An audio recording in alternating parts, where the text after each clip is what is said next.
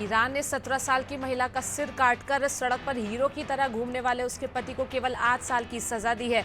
अदालत के प्रवक्ता ने इतना घिनौना अपराध करने वाले व्यक्ति को कम सजा देने की वजह भी बताई। उसने कहा कि लड़की के परिजनों ने ही आरोपी को कड़ी सजा दिलवाने की बजाय उसे माफ करने का फैसला किया था। तिब्बत में अवलांच की चपेट में आने से 8 लोगों की मौत हो गई। स्टेट मीडिया के मुताबिक हादसा तिब्बत के दक्षिणी पश्चिमी इलाके नियंगची शहर में डोकसुंग ला सुरंग के पास हुआ। चीनी सरकार ने घटनास्थल पर रेस्क्यू टीम भेजी, जिसके बाद मृतकों के शव को बाहर निकालकर अस्पताल भेजा गया। वहीं लापता लोगों की तलाश जारी है।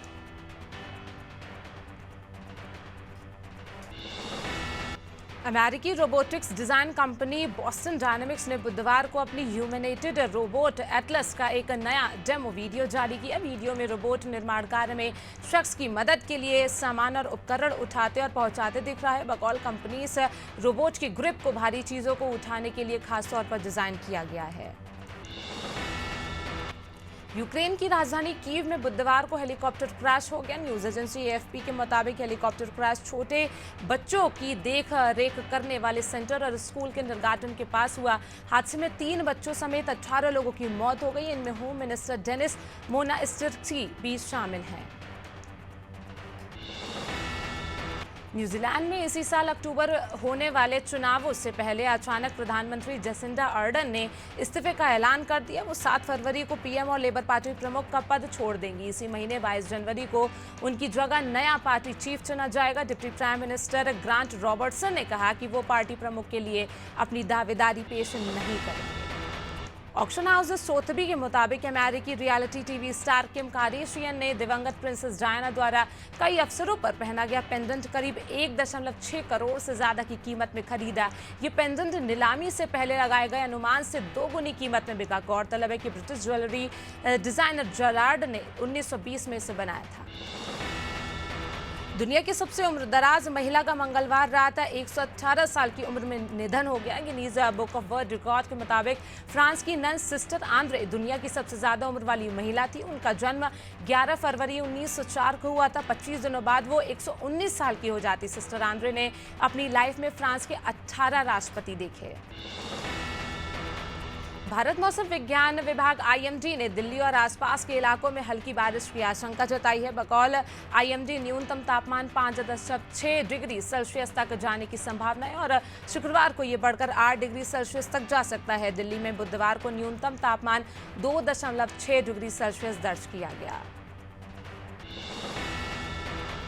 भारत की हरनाज संधू ने अमेरिका में हुई 71वीं मिस यूनिवर्स प्रतियोगिता में बतौर मिस यूनिवर्स आखिरी वॉक करते हुए पूर्व मिस यूनिवर्स सुष्मिता सेन और लारा दत्ता की तस्वीरों वाला ग्राउंड पहना था, जिस पर अभिनेत्री लारा ने प्रतिक्रिया दी है। लारा ने लिखा, आप हमेशा हीरे की तरह चमकती रहें, बहुत शुभकामनाएं।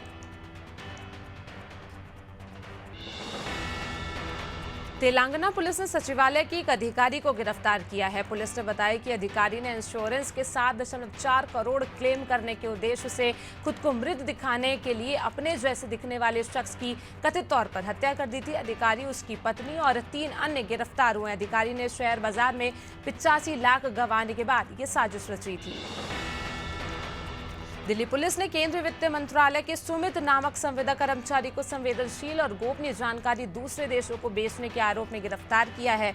पुलिस ने बताया कि आरोपी कर्मचारी के खिलाफ जासूसी गतिविधियों को लेकर शासकीय गोपनीयता से जुड़े कानून के तहत ये केस दर्ज किया गया है।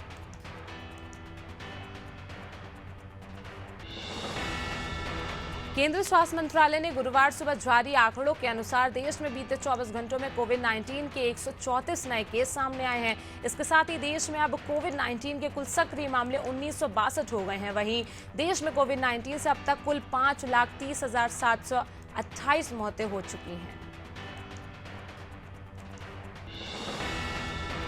26 जनवरी को होने वाले गणतंत्र दिवस समारोह में जनता के लिए 32,000 टिकटों की ऑनलाइन बिक्री होगी। रक्षा सचिव गिरिधर अरमाने ने ये सूचना दी। रक्षा मंत्रालय के अनुसार ऐसा पहली बार होगा कि समारोह के लिए सभी आधिकारिक आमंत्रण ऑनलाइन भेजे जाएंगे।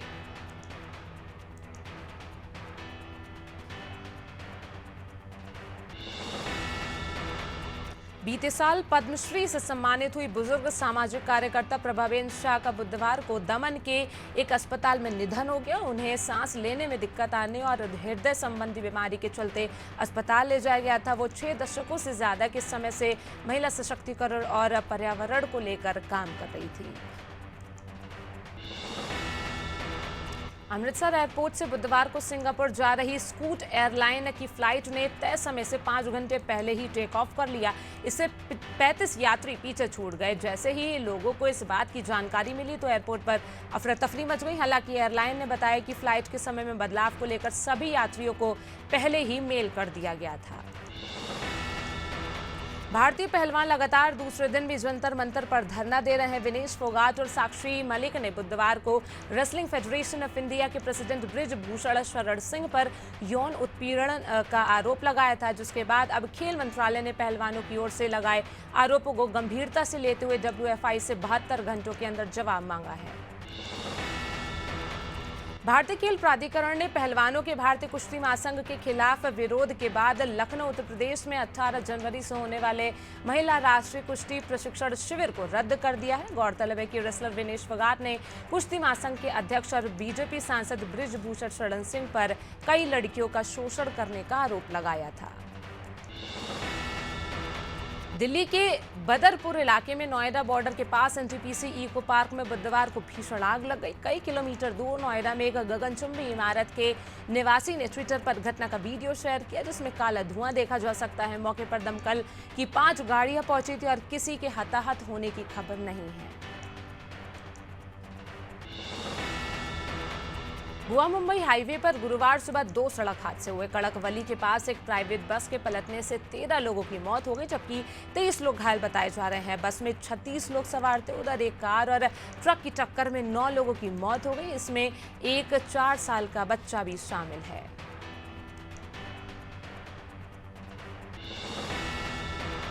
गया में स्वतंत्रता सेनानी और कांग्रेस के पूर्व प्रदेश अध्यक्ष अब्दुल कयूम अंसारी की 50वीं पुण्यतिथि मनाई गई। अंसारी महापंचायत ने श्रद्धांजलि सभा और राजनीतिक भागीदारी सम्मेलन का आयोजन किया। सभा में बिहार के पूर्व CM सह इमामगंज विधायक जीतन राम मांझी सहित कई नेता और पदाधिकारी शामिल हुए। लखनऊ प्रयागराज मार्ग पर बाइक सवार को बचाने के चक्कर में कार अनियंत्रित होकर गड्ढे में गिर गई। मामला ऊंचाहार कोतवाली क्षेत्र के सलोन रोड के पास का है, जहां कार सवार 4 लोग जलमऊ जा रहे थे। इसी दौरान एक बाइक सवार सामने से आ गया। बाइक सवार को बचाने के चक्कर में कार अनियंत्रित होकर पलट गई। हादसे में 4 लोग घायल हैं, जिनका इलाज जारी है। जोशीमठ आपदा को लेकर राज्य सरकार लगातार केंद्र सरकार को अपडेट दे रही है। इसी कड़ी में मुख्यमंत्री पुष्कर सिंह धामी ने दिल्ली में केंद्रीय गृह मंत्री अमित शाह से मुलाकात की और जोशीमठ में चल रहे राहत बचाव कार्य की रिपोर्ट सौंपी। CM धामी ने बताया कि केंद्रीय गृह मंत्री ने प्रभावितों की हर संभव मदद करने का आश्वासन दिया है। MP के पूर्व CM कमलनाथ 40 प्रकोष्ठ की बैठक लेने PCC पहुंचे। चर्चा में कमलनाथ ने बड़ा बयान दिया। संगठन में बदलाव को लेकर कमलनाथ ने कहा कि समय समय पर संगठन में बदलाव होते रहते हैं। वहीं भाजपा सरकार की विकास यात्रा पर भी कमलनाथ ने बड़ा हमला बोला। उन्होंने कहा, ये विकास यात्रा नहीं, फ्रॉड यात्रा है। फतेहपुर जिले में गौशालाओं की बेहतर व्यवस्थाओं को लेकर अमौली खंड विकास अधिकारी ने मवई धाम की गौशाला का औचक निरीक्षण किया, जहां अव्यवस्थाएं और गायों की सुरक्षा के लिए कोई पुख्ता इंतजाम नहीं होने पर BDO ने आपत्ति जताते हुए ग्राम प्रधान को व्यवस्थाएं समय से चेक करने के जरूरी निर्देश दिए।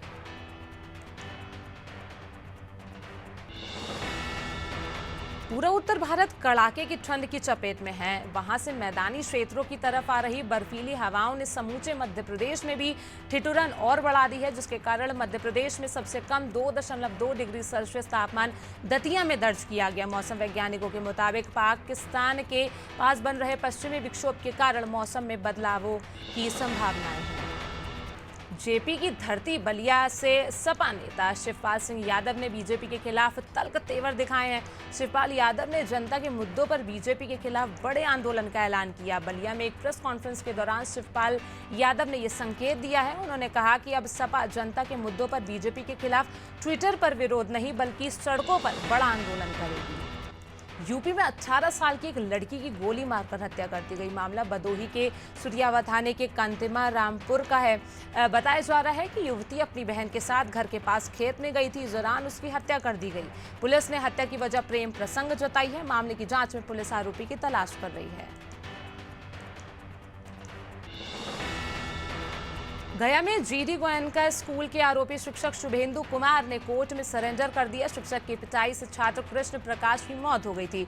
मृतक छात्र के पिता प्रकाश चंद्र ने आरोपी शिक्षक पर मुकदमा दर्ज कराया था। बता दें, मृतक 8वीं कक्षा का छात्र है। 14 फरवरी 2022 को शिक्षक ने उसे बेरहमी से पीटा था, जिससे उसकी मौत हो गई थी। यूपी के हमीरपुर में मुख्यमंत्री सामूहिक विवाह सम्मेलन से दूल्हा फरार हो गया। लड़की पक्ष का आरोप है कि दूल्हा 3 लाख दहेज की मांग कर रहा था। दहेज नहीं देने पर दूल्हा गायब हो गया। दुल्हन शाम तक मंडप पर इंतजार करती रही, लेकिन दूल्हा नहीं आया। लड़की के पिता की शिकायत पर पुलिस ने मामला दर्ज कर लिया है। उत्तराखंड खाद्य आयोग के अध्यक्ष भूपेंद्र सिंह रावत ने खटीमा में बैठक बुलाई, जिसमें नगरपालिका परिषद अध्यक्ष, क्षेत्रीय खाद्य अधिकारी, पूर्ति निरीक्षक सहित कई अधिकारी मौजूद रहे। बैठक में खाद्य अध्यक्ष रावत ने आयोग के कार्यों पर चर्चा की, साथ ही खाद्य समस्या का समाधान करने और लोगों को पूरा राशन बांटे जाने के निर्देश दिए। यूपी के मुजफ्फरनगर में भारतीय किसान यूनियन का धरना प्रदर्शन समाप्त हो गया। गन्ने के बकाया भुगतान को लेकर यूनियन से जुड़े किसान अनिश्चितकालीन धरना प्रदर्शन कर रहे थे। समस्या का समाधान नहीं होने पर यूनियन ने महापंचायत का ऐलान किया था, लेकिन मिल प्रशासन के आश्वासन के बाद धरना समाप्त कर दिया गया।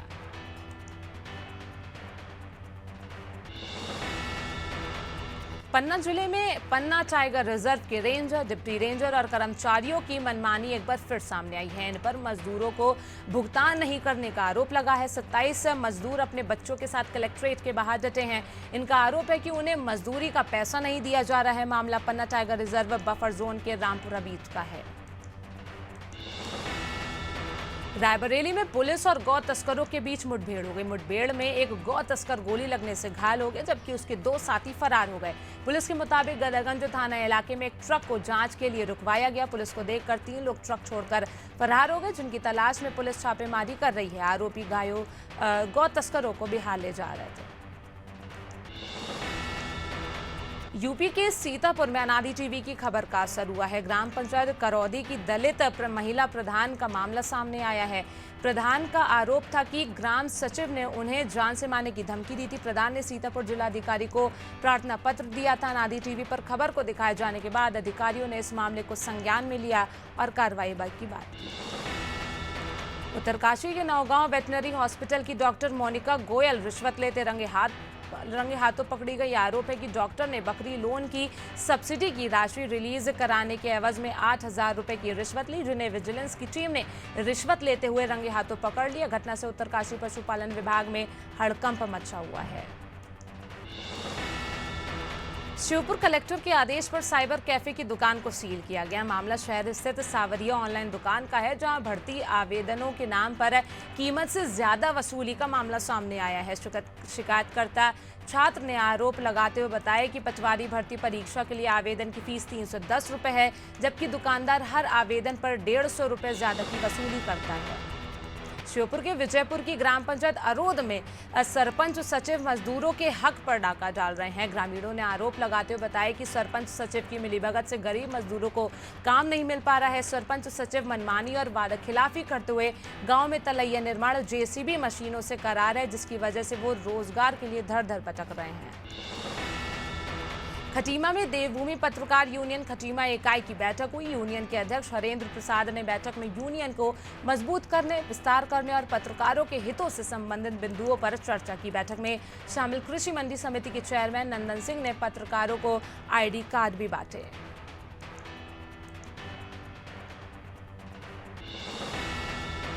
भाजपा विधायक कुंवर सुशांत सिंह पर हाल ही में भारतीय जनता पार्टी महिला मोर्चा के पदाधिकारियों द्वारा लगाए गए आरोपों के विरोध में उतरे उनके समर्थक और भाजपा नेताओं ने इस मामले में जांच कराकर कार्रवाई कराने की मांग की है, जिसे लेकर भाजपा नेताओं ने जिला अधिकारी को भी एक ज्ञापन सौंपा है।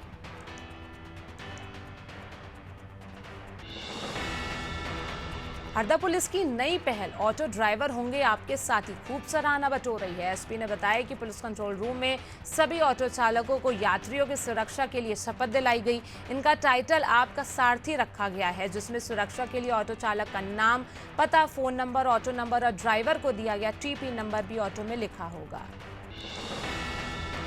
दमोह के लाहौर सरकारी इंटर कॉलेज में आयोजित 16वें अंतर्राष्ट्रीय क्रिकेट टूर्नामेंट के सेमीफाइनल्स मुकाबले में जबलपुर ने परचम फहराया। खेल की शुरुआत स्वर्गीय मथुरा सिंह के छायाचित्र पर दीप प्रज्वलित कर हुई। सेमीफाइनल मुकाबले में जबलपुर ने रीवा को 52 रनों से हराकर फाइनल में जगह बना ली। इस दौरान मुख्य अतिथियों ने आयोजन समिति को सम्मानित भी किया। मुरैना के हर घर की रसोई में अब पाइपलाइन से गैस मिलेगी। केंद्रीय कृषि मंत्री और क्षेत्रीय सांसद नरेंद्र सिंह तोमर ने मुरैना नगर निगम को बड़ी सौगात देते हुए पाइपलाइन से रसोई गैस सप्लाई योजना का भूमि पूजन किया। उन्होंने बताया कि अब रसोई गैस कनेक्शन भी बिजली के कनेक्शन की तरह होगा, जिससे गैस सिलेंडर से निजात मिलेगी।